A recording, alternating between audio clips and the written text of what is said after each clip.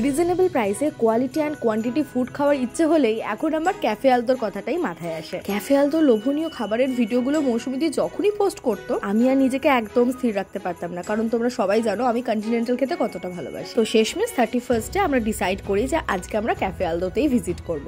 And our experience was out of the world, it was heavenly. তার বেশ কিছু কারণ রয়েছে। এক তো হচ্ছে ফুড কোয়ালিটি, সেকেন্ড হচ্ছে cozy and aesthetic ambience, and thirdly but most importantly মৌসুমীদির বিহেভিয়ার এতটাই আন্তরিক এবং তার ভালোবাসার ছোঁয়া ক্যাফেটার প্রত্যেকটা কর্নারে তোমরা খুঁজে পাবে। আগের ভিডিওতে তো তোমরা দেখেছিলে অন্তিক আমাকে একটা জিনিস গিফট করেছে, তো আমি আলদোতে গিয়ে সেটা আনবক্সিং করলাম, দেখলাম কি সুন্দর একটা সোয়েট শার্ট দিয়েছে যেটা কেনার আমার অনেকদিন থেকে ইচ্ছে ছিল। আচ্ছা এবার বলি আমরা কি কি অর্ডার করেছি। এটা তো হলো বেকড ফিশ ওপেন টোস্ট, আর প্রথম দুটো ছিল ক্রিমি স্প্যাগেটি মিটবলস পাস্তা আর গ্রিলড প্রন। আর এই এত কিছু খেয়ে আমাদের বিল হয়েছে মাত্র 1260। সবশেষে এটাই বলবো, do come to Aldo because it's a wonderful place to visit.